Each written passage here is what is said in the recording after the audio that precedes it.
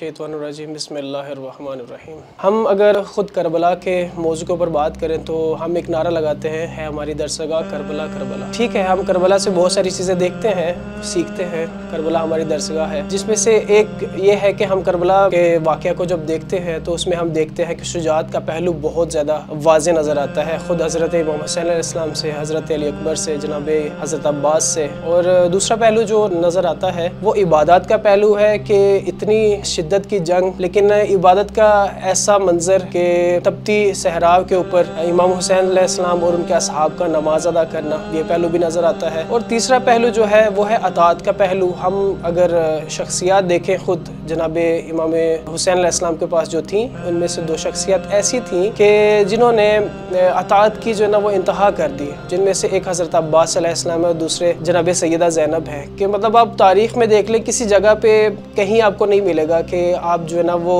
आप हज़रत अब्बास अलैहिस्सलाम और जनाब सैयदा ज़ैनब वो इमाम हुसैन अलैहिस्सलाम को कहीं मशवरा दे रहे हो, बल्कि आपको ये मिलेगा कि जहाँ पे भी हज़रत इमाम हुसैन अलैहिस्सलाम ने इन दो शख्सियात को कुछ कहा है, सिर्फ़ और सिर्फ अताअत का पहलू नज़र आया है। एक और बहुत बड़ा पहलू है, वह यतीमों का ख्याल रखना। करबला जैसा वाक़या भी पेश आ गया है, शाम गरीबा भी आ गई है, लेकिन यतीमों का ख्याल जनाब सैयदा ज़ैनब ऐसे रख रही हैं जैसे खुद उनके बच्चे हैं। ये सारी बातें करबला हमें सिखाती हैं। सबसे बड़ी मुहिम जो बात करबला सिखाती है वो है कि आप कभी भी जो है ना वो बातें अगर आपके सामने है, बेशक आपका सर भी कटना हो तो आप जो है ना वो हक के साथ खड़े और हक का जो है ना वो साथ दें। इसके अलावा कुछ तरबियती पहलू हैं, कुछ तरबियती चीज़ें हैं कि जो हम अपने खानवादे के अंदर, अपने फैमिली के अंदर जो है ना वो बायद इस चीज़ को लागू करें। हम देखते हैं ये सारी चीज़ें करबला में हमें नज़र आती हैं, लेकिन हम ये नहीं देखते कि एक बहन का भाई के साथ प्यार कैसा है, एक भाई का भाई के साथ प्यार कैसा है, एक भतीजे का चचा के साथ प्यार कैसा है, और एक औलाद का,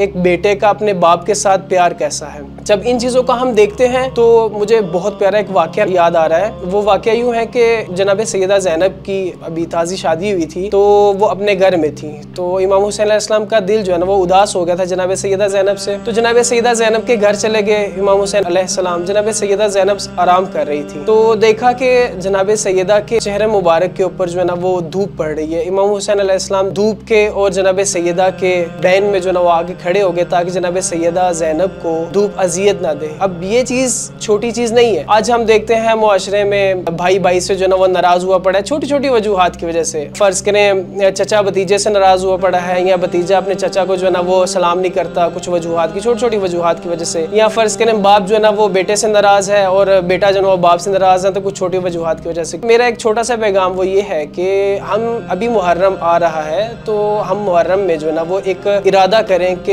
ये छोटी छोटी जो आपस में नाराज़गियाँ हैं उनको जो है ना वो दूर किया जाए। जब हम इस चीज़ का कहते हैं कि करबला हमारी दरसगाह है, तो करबला के एक पहलू में से ये भी पहलू था कि हम अपने अजीज़ो अकारिब से जो है ना वो हुस्न सलूक करें, उनकी जो छोटी छोटी कमी कोताहियाँ होती हैं आपस में उनको दूर किया जाए।